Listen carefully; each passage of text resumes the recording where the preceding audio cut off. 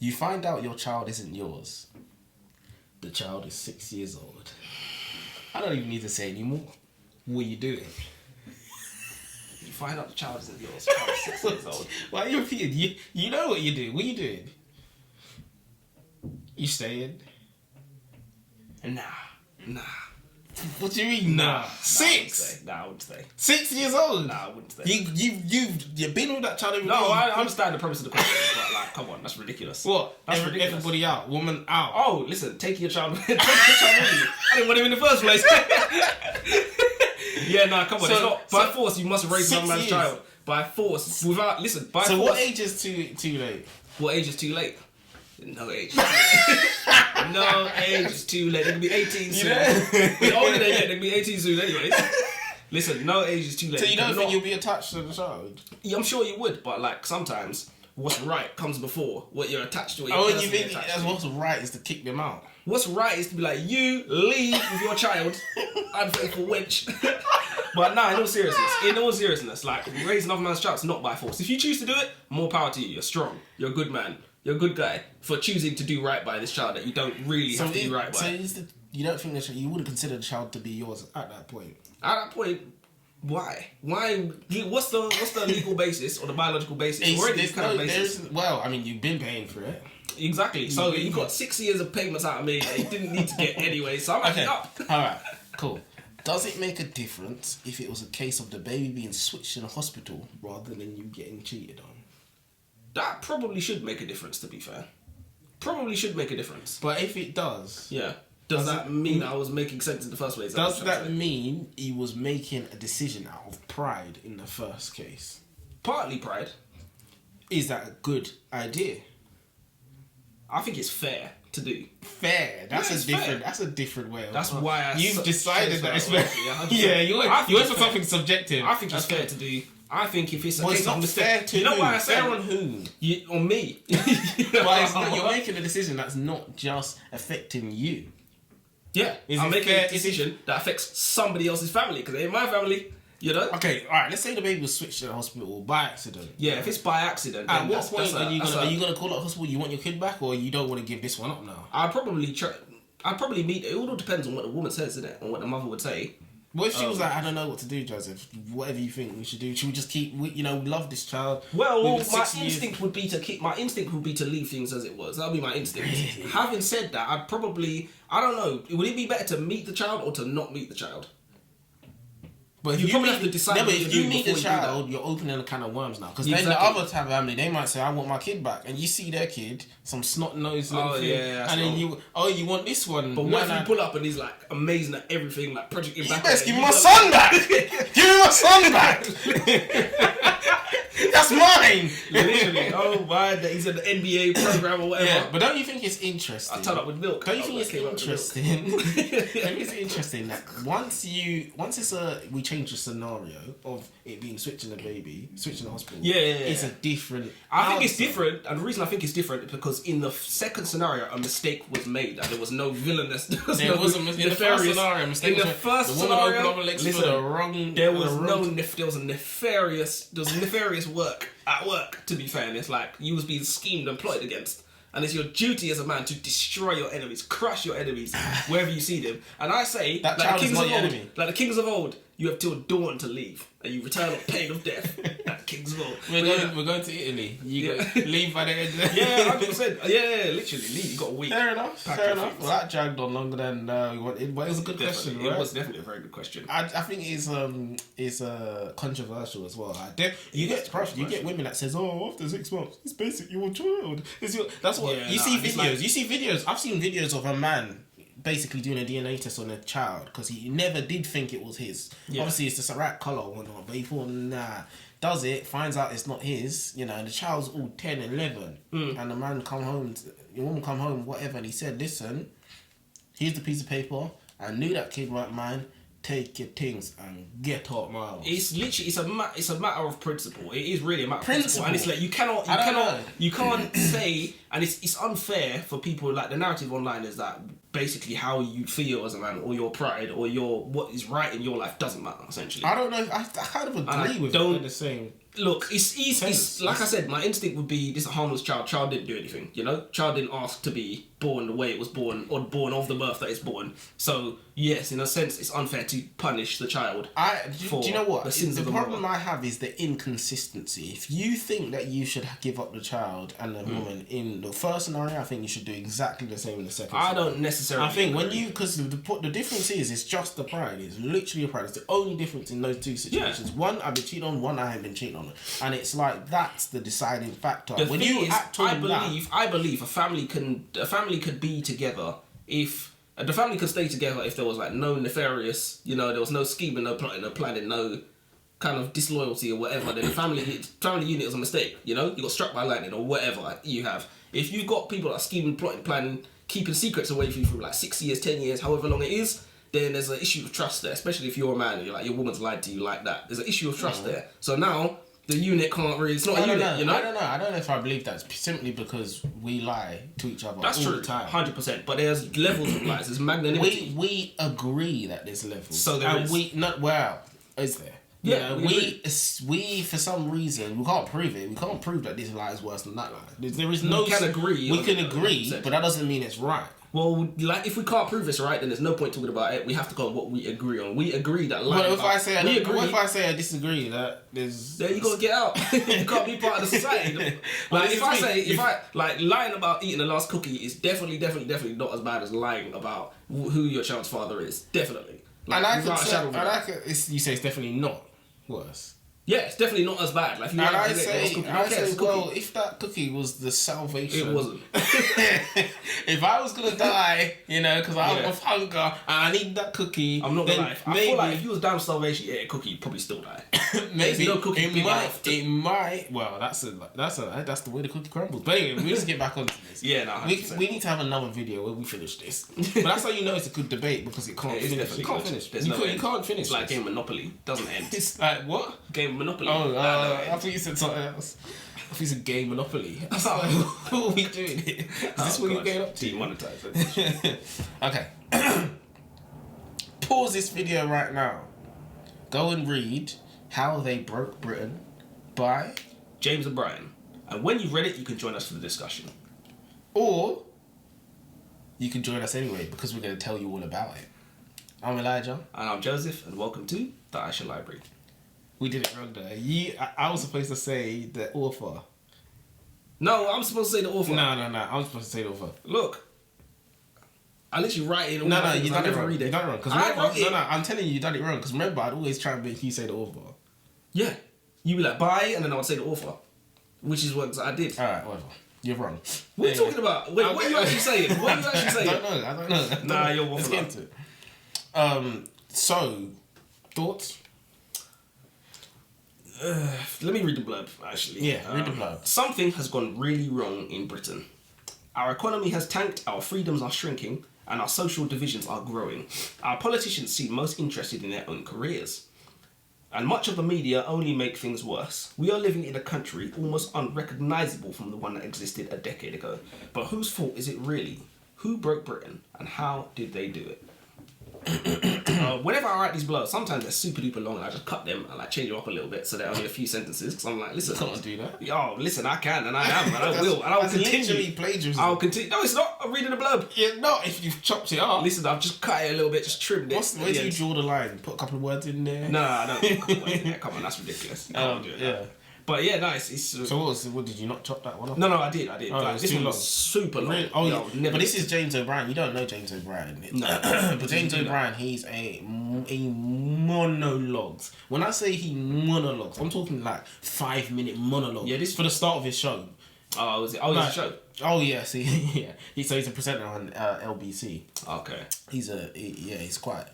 He loves his own voice. Oh, he loves it. He's over verbose, you know. Like as we found, reading this there was book, a to be word honest. that I learnt from him. Scintilla, is it? Scintilla? Never know that word. Yeah, he was like, if there's one scintilla of sense, if these, you know. Funny you should say that because I didn't learn the word, but it's a word I've not heard for like ages. No one even says it. Asinine that he said in the book, and I was literally just crazy. No, Andrew Tate says that all the time. Does he? All the time. I must not be watching it. All the time.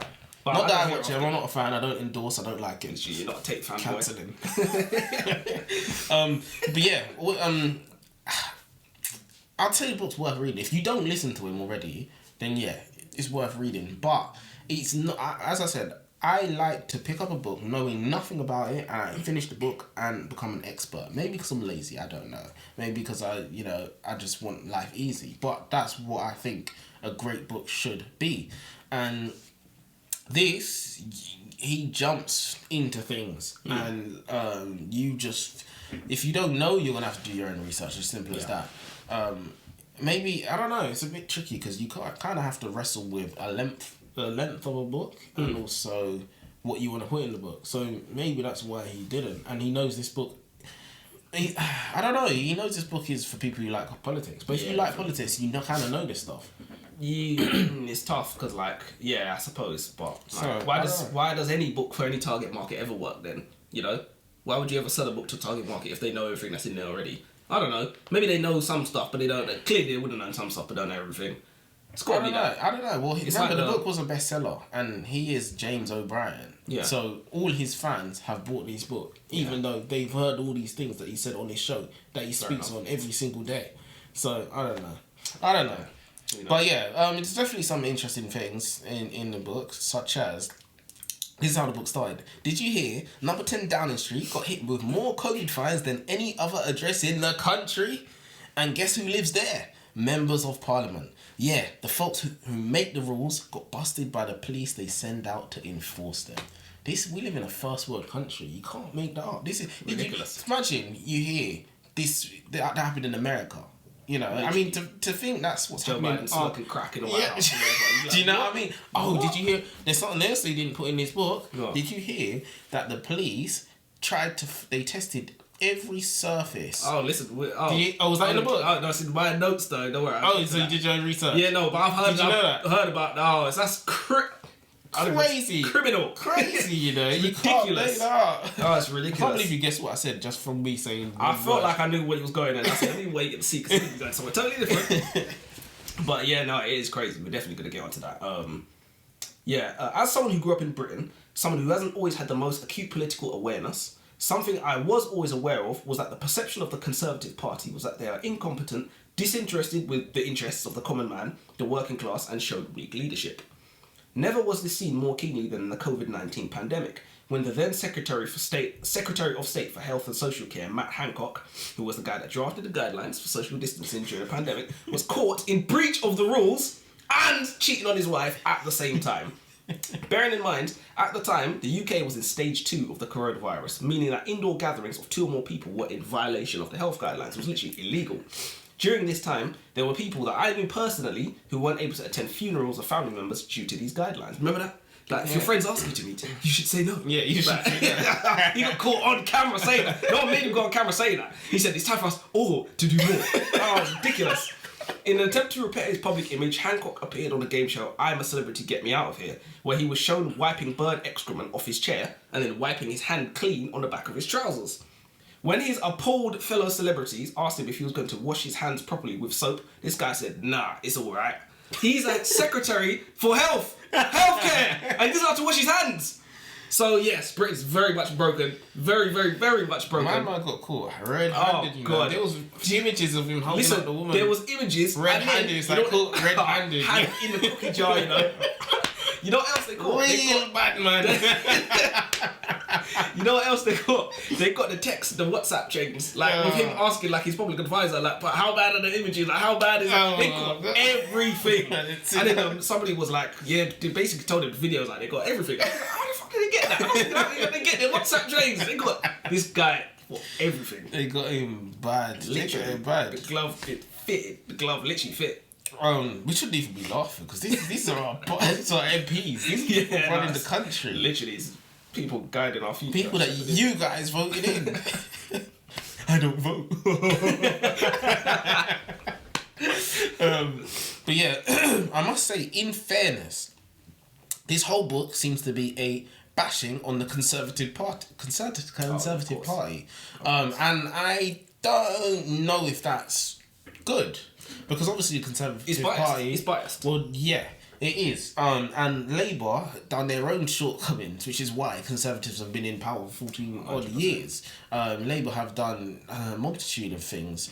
So, for example, what the Conservatives say, they said the reason why the NHS is in the place that it's in, with queues and waiting times and a long list. When I say they've got thousands of patients, a backlog of thousands of patients that they physically cannot catch up to it because more's being added every day. They said that's purely because of Labour's fault. Labour are the one that gave doctors the weekend off.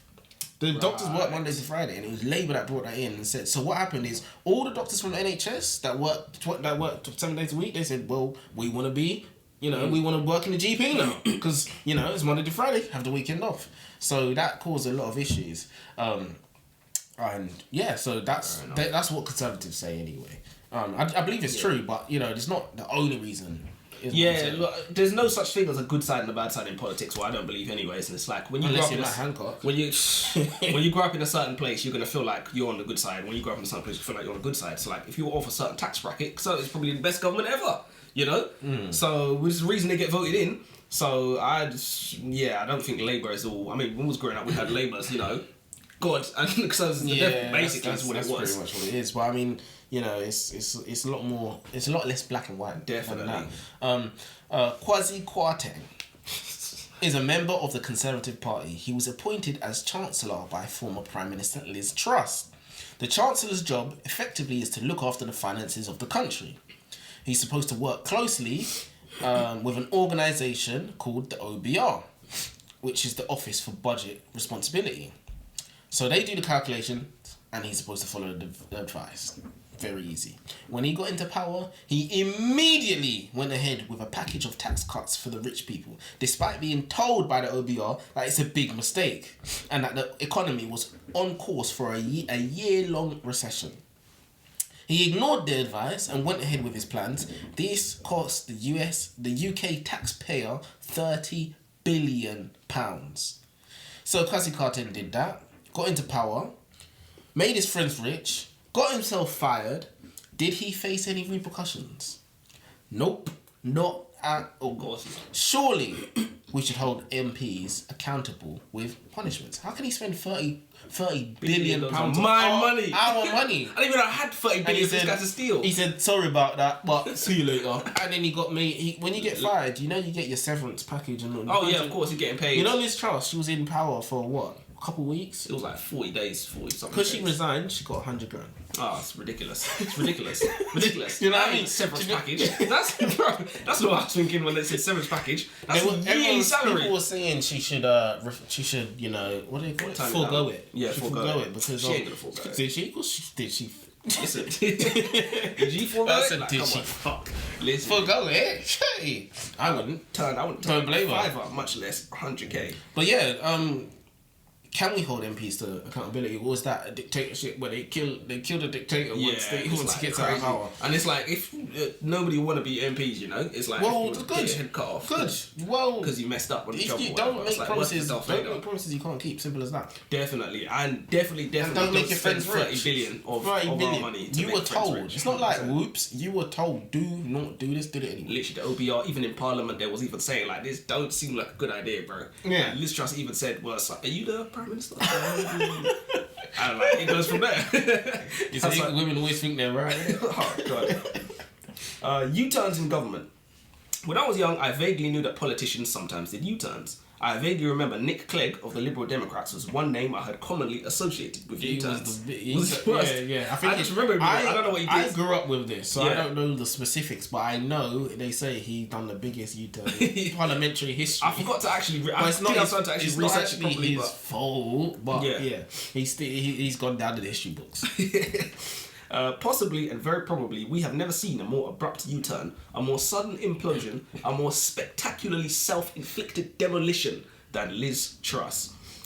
Mary Elizabeth Truss has served under 3 prime ministers in various cabinet roles, but is probably best known for the shortest tenure as prime minister in the history of the UK, lasting only 49 days. In that time, she appointed Kwasi Kwarteng, formerly the Secretary of State for Business, to the office of Chancellor of the Exchequer, and together they pitched a plan to the House of Commons called the Growth Plan.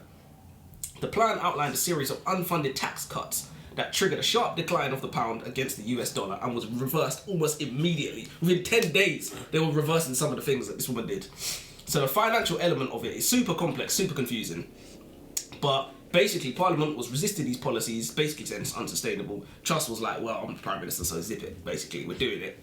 Then she turned to Kwasi Kwarteng. A few weeks later, she was like, oh, that was right, it's not working. She turned to Kwasi Kwarteng. She was like, why didn't you tell me it wasn't going to work? You're sacked. Boom, gone. In the House of Commons in mid-October, leader of the opposition, Keir Starmer, questioned, why is she still here? He also said, I've heard there's going to be a book about Liz Truss's run as Prime Minister. Apparently it's going to be out by out by Christmas. Is that the release date or the title? And I said, oh my God. There's a video on YouTube that say that. I said, this just seems like secondary school or something. Cooking each other in the... That is how they are. Oh, it's ridiculous. And there's like loads of people cheering and stuff. It felt like it was G'd up. No, it's ridiculous. It's surprised you didn't, invite him outside for fisticuffs. Literally. Exchange blows. Truss replied, I am a fighter, not a quitter. 17 hours later, she quit as Prime Minister. Disgraceful. Disgraceful. And then obviously collected her 100k. On the Monopoly board. Collected her money, yada yada. Living wherever she's living. 100%. Living the life. Probably released a book, made 100%. And I got to do overtime at work to make back that 30 billion that they just... I get taxed more. That's what it is. James O'Brien has said his first piece of misinformation. Clickbaity bullshit. James O'Brien said that the leader of the House of Commons, Jacob Rees-Mogg, said on TV that the people of Grenfell Tower died because they lacked common sense. You know about Grenfell Tower? Oh, of course. For clarification, that is not what Jacob Rees-Mogg said. What he actually said was, unfortunately, a lot more people died because they listened to the fire brigade's advice, which was to stay in the tower.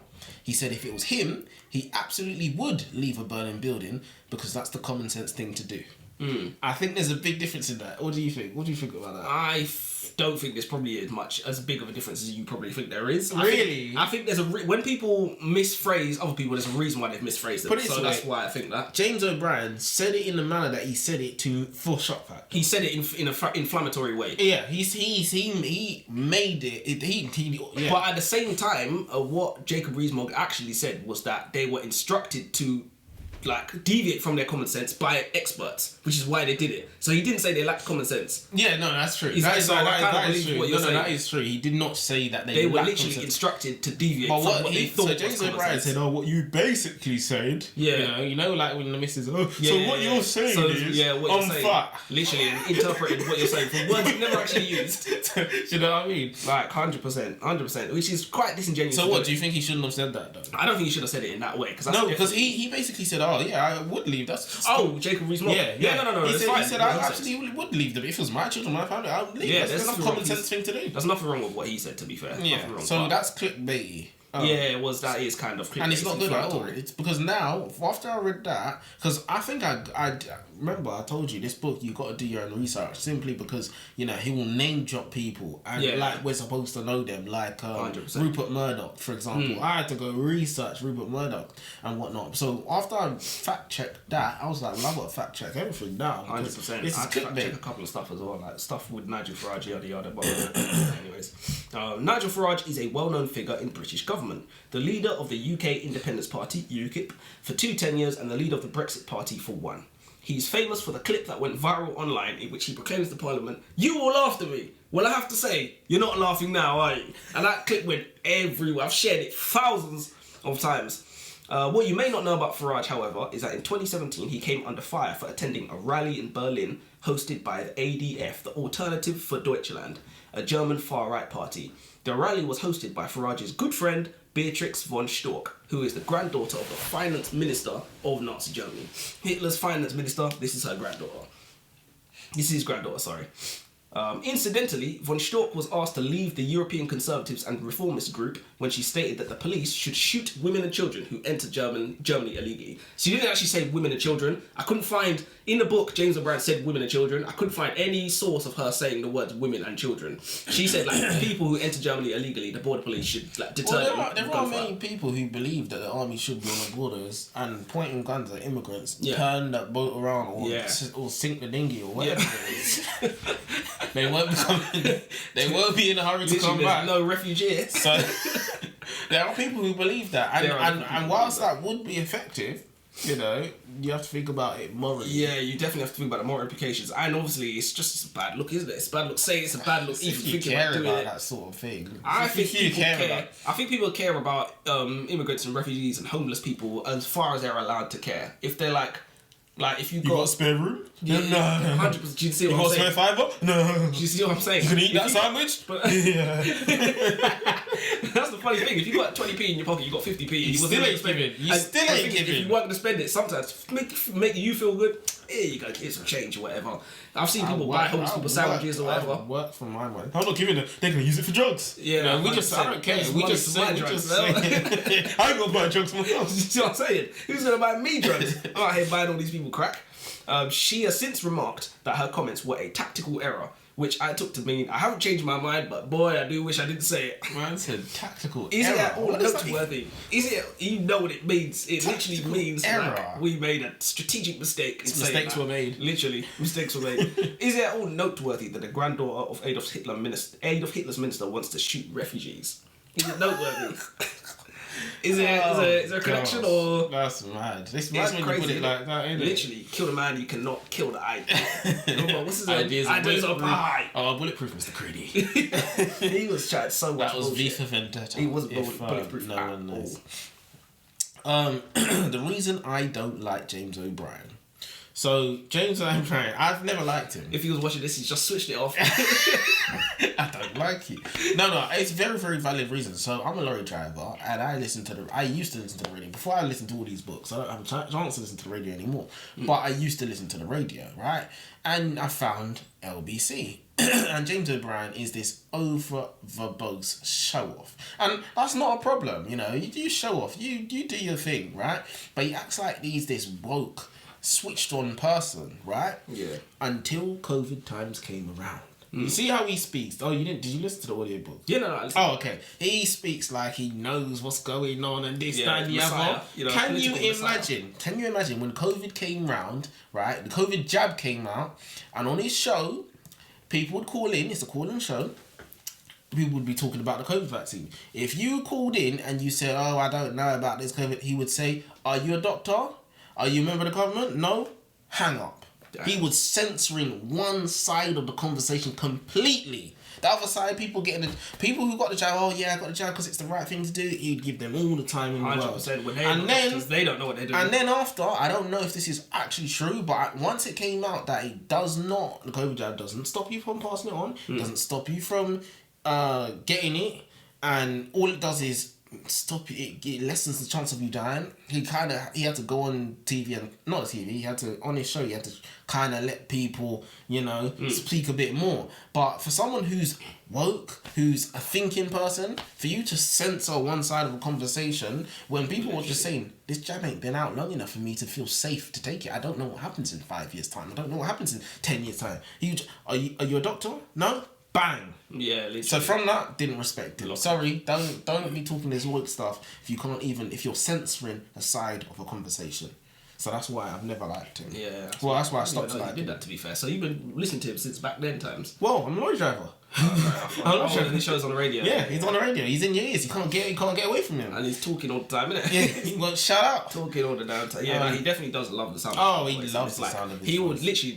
I'm like, where's the commas? Where's the force? Like he's. Bruv, you need to go listen to the intro of his show. He will go on and on and on. I told you a lot about Brexit. Oh, but why wouldn't you? I don't blame you guys for having the wool pulled over your eyes. It's the politicians that you voted in. Bro, he will go on and on and on. Yeah, he's cooking. He's tweaking fast, but he's loving it. You gotta display false modesty. That's what otherwise people won't like. Yeah, people that won't like if they don't like you, they won't listen to you. Yeah, 100%. Exactly. Without a shadow of a doubt. So definitely, it's media trading. Sometimes people. Well, at the same time, maybe he's trying to trigger people. Haters are more devout than your followers sometimes. They turn on to hate on it. Yeah, hate watching. But it's like you fill up your ears when you hate somebody sometimes. You're not listening. Big facts. You're just waiting to hear them slip up. Yeah, he's worth listening to, but I just don't particularly like him. which doesn't really mean anything. He doesn't care. He doesn't care. She doesn't care. He doesn't know you're gonna see this.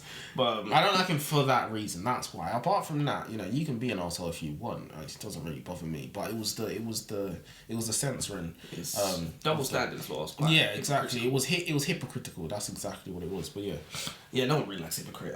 Once you begin to speak the unspeakable, people will begin to think the unthinkable, and that is how you beat the establishment. Nigel Farage at the rally at the Spandau in Berlin is especially a good quote because of the emphasis on the danger of words to people in power.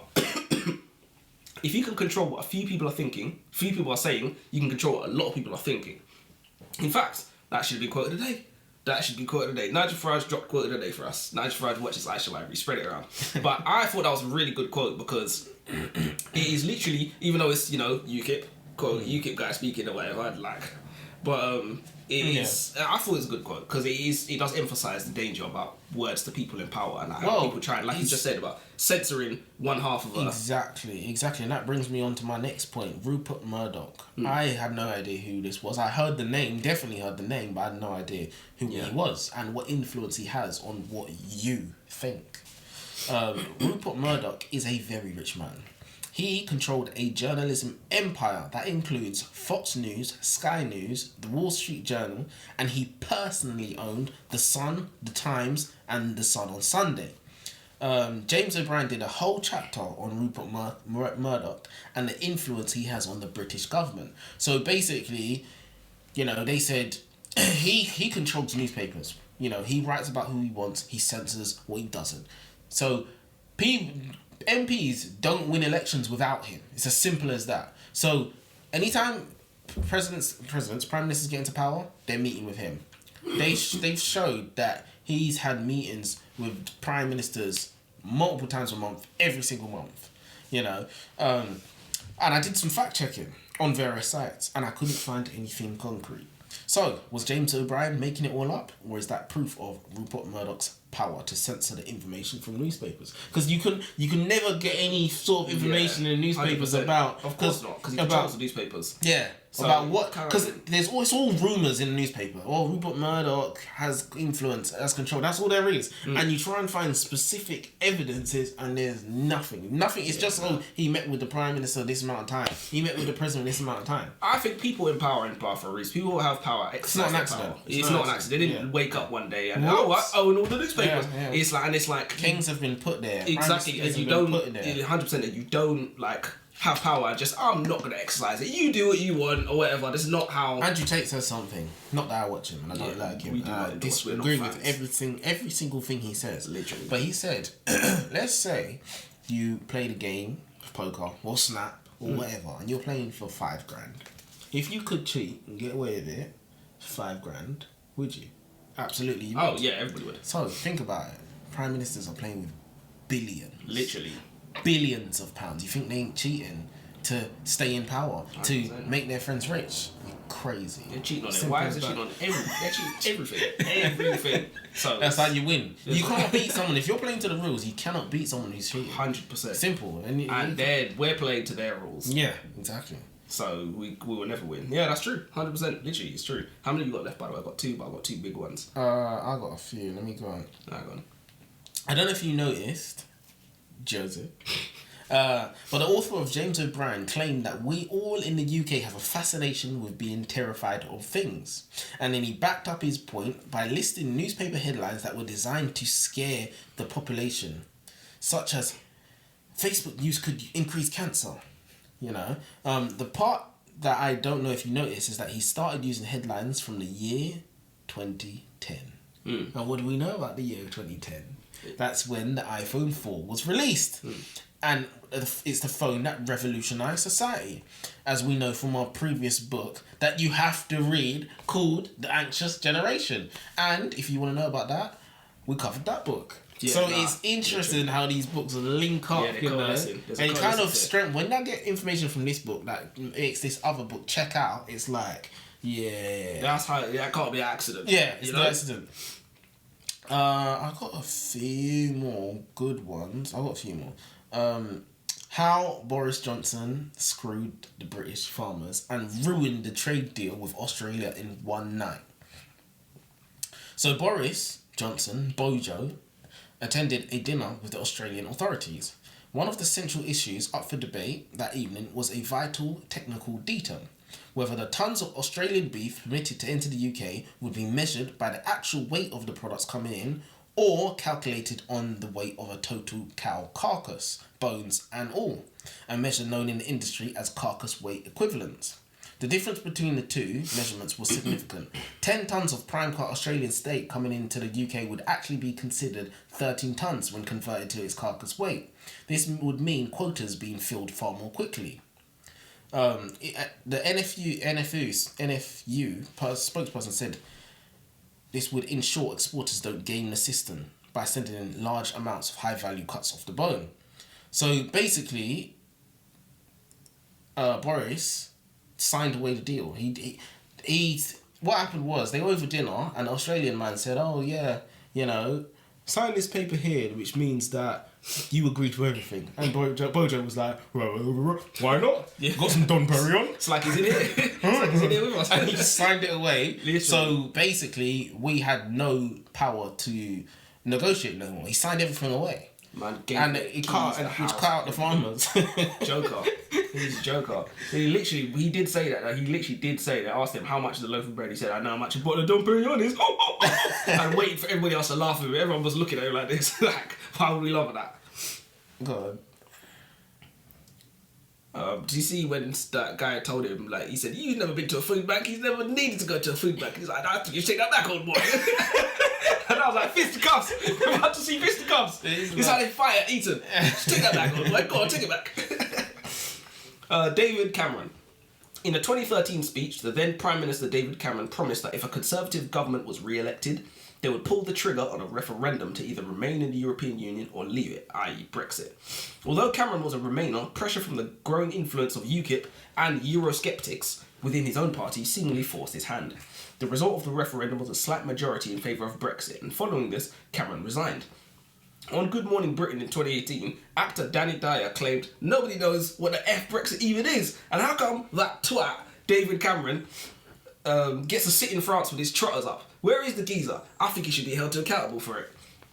In an episode of Late Night Licet last year, Danny Dyer was asked if there was anybody else he'd like to call a twat. In what appeared to be a moment of contrition, Dyer proclaimed that he would like to retract his comments about Cameron. He said, "I don't want to call him a twat. I'd rather call him a C-U-N-T." As he said on TV, you know, he said, "I don't want to call him a twat anymore. Did he say the word? Yeah, On he TV? said it on TV. Yeah, he said it on TV. Really bad, man. 100%. Which made everybody laugh, because like 6 years later, like his my opinions have only That is gotten interesting. It is interesting though, because these politicians, they promise things. So let's say, so James O'Brien explained. He said, "This is how Brexit came around."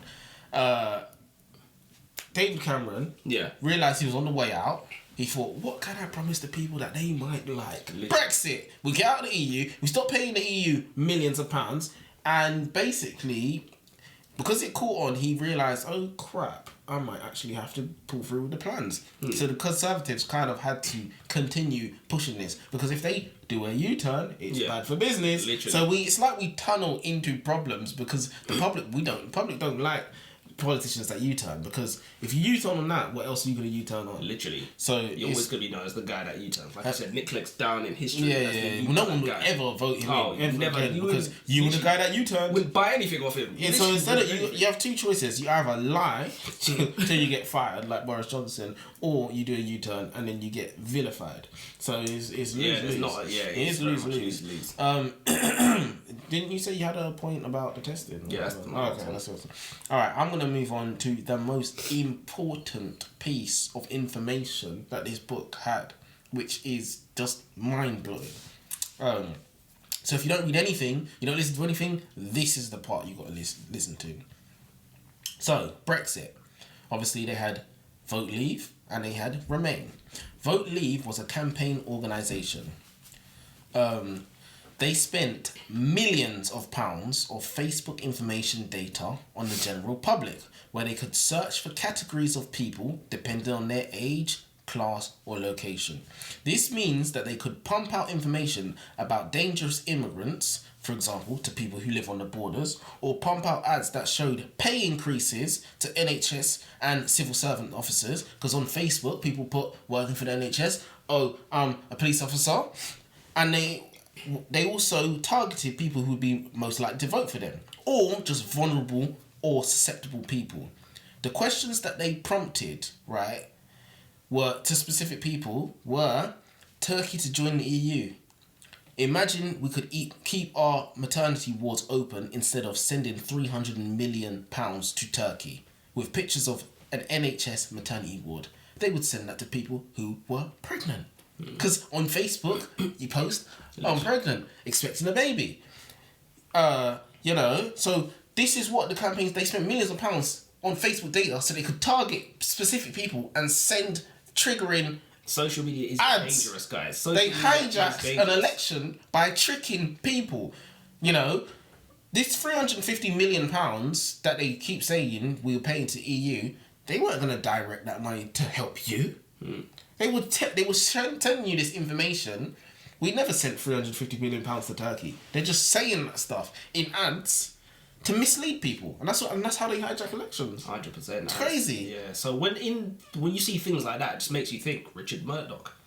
Yeah, that's literally it. We vote through emotions. I want a pay rise, I don't want to send £350 million. I want to direct that to the NHS. So they kept using this number, £350 million, and they kept, it's like duplicating it. We could only spend that money once, but they kept saying, we could spend it on the NHS, we could spend it on pay rise for our civil servants. Or we could clap for the NHS, So, this is what they do to elections. The ads. This is why North Korea don't have any of this stuff. Yeah, nah. It's why North Korea, the government, they say we want to control their minds. We don't want organisations controlling minds and different people.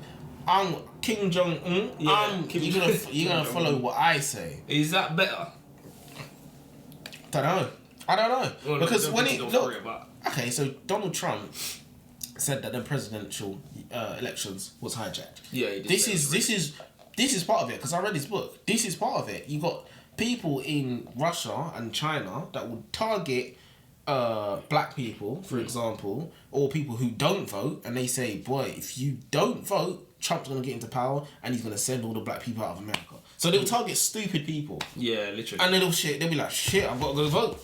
So that is proof that Russia intercepted or affected the elections. It's proven that they had something to do. Countries have always done this. It's very interesting how social media, we use social media to post up bum pictures and nudes. 100%. That's what we do. Well, maybe stupid. Listen, why are you knocking me for? After you like the photo. Super liked it. Like, retweet, share, saved, screenshot. One for the wank back. But nah, in all seriousness though. You had to go too far. You're never gonna know where the line is till you cross it. But nah, in all seriousness though, if you become the leader of a country, other countries are destabilizing other countries by affecting who is in charge and affecting who the prime minister and who the president is. So you really do have to play the game if you're 100%. the leader of one of these countries. So, put it this way, there's billions of pounds at play. And you got two presidential candidates or two prime ministers. One of them, they're speaking to China and they say, boy, help me get in. I'm going to let you build $1 billion industry in Mexico, for example, because that's what's happening right now. You got China building $1 billion car industry in Mexico that's tax-free. Tax-free. Tax-free. That's what you need to say. Tax-free, they're about it. So, go on. Everything really is to avoid taxes, to be fair, at the end of the day.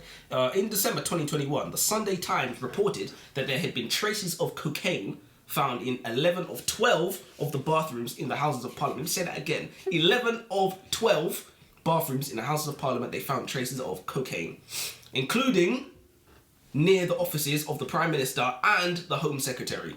Parliament Speaker Sir Lindsay Hoyle claimed that the reports were deeply concerning and that he would be cooperating with the Met Police to expedite the investigation. A few months down the line, however, the Met Police decided that due to a lack of evidence, bear in mind they found cocaine everywhere, that sounds like evidence to me, but that due to a lack of evidence, the case would not move forward. Around the same time, there were reports that the scent of cannabis could be detected on and around the parliamentary estate.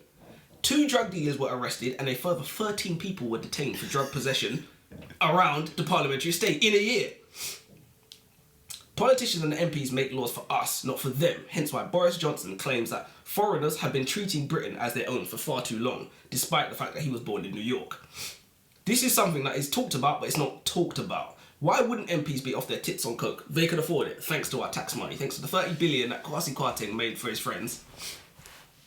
Is breaking the law to get high really any different than breaking the social distancing rules to cheat on your wife? Or violating the ban on non-essential travel and driving 240 miles to test your eyesight? Dominic Cummings. That's what he said. He said, I was testing my eyesight. I said, what kind of excuse was that? He was testing your eyesight. So you got to the end of the road and you thought, I need to go another 239 miles just to make sure. Or even hosting champagne parties behind locked doors while telling the nation, if your friends ask you to meet, you should say no. He was ridiculous. This guy was popping champagne, you know.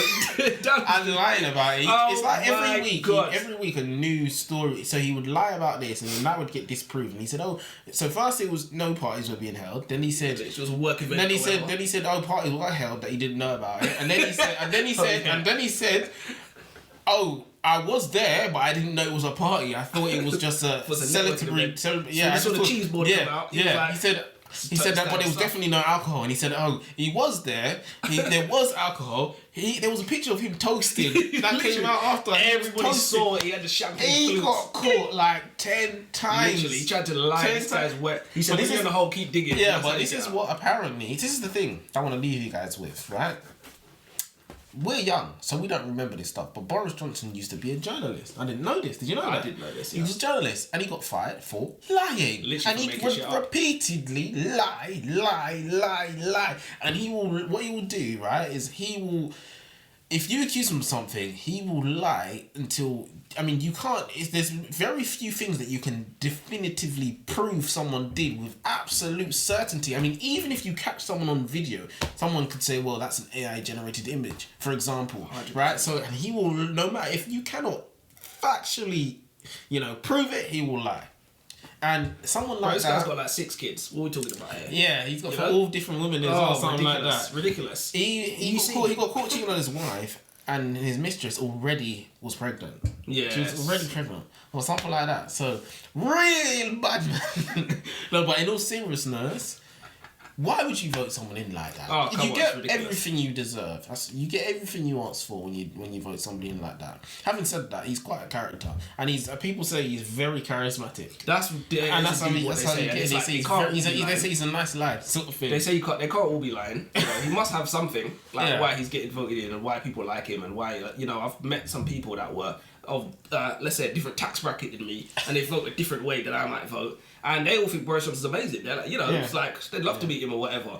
Like, he was in the street and there was some people with protests and I don't even remember what they was protesting. He literally just called somebody a lefty tosser. Just out of the blue. You just heard him say it under his breath. And I just said, this is just so weird that the Prime Minister, I think he was mayor back then, I don't know, but... it's ridiculous. He's a ridiculous individual. I don't have the outro. We even forgot to do this. We finally have an outro. We can do outro next week. Yeah, we could do it next week. I mean, yeah. We could try. No, we'll do it for next week. Yeah, we'll do it next week. One thing I will say, I'll leave you guys with this. Thank you for watching. I'm not going to tell you to like. I'm not going to tell you to comment. I'm not going to tell you to subscribe. One thing I will tell you is that we are on Spotify, Apple Music. So, if you're a lorry driver like me and you want to listen to some good shit that you're going to learn from and whatnot, and you don't want to waste your data, you don't have to listen to us on YouTube. So, yeah. We're going to have much more books. If you have any recommendations as well, you'd like to hear our thoughts on certain things, please ask us. Because, we love the sound of our voice. We're like James O'Brien, but worse. Because we got junk. And we talk about us. we talk rubbish, and there's 2 of us. Now there are 2 of them. But yeah, till next time. Oh yeah, there's a quote. You have a quote. We end on a quote. Right, yes, we have a quote. The quote of the day. There is no such thing as motivation. There is only discipline. That is a quote that I really like. I like that. I like that. Yeah, that is a very good quote. That's never good. Guess who I got that Take from? note of me. The guy that we don't endorse. You don't like him. We should just title this video Andrew Tate. 100%. That's what we should do. But I like that. I would prefer if it was... I do like the quote. Motivation is temporary. If Motivation's made up. It's in your head, you know? yeah, definitely. If you don't feel motivated, like the life and everybody else does not change one iota, and you could not feel motivated and still do it. So it really doesn't matter if you're motivated or not. But if you are disciplined, then you can get everything that you need to done. 100%. Discipline is crucial to life. Motivation is not crucial at all. Yeah. But yeah, till next time.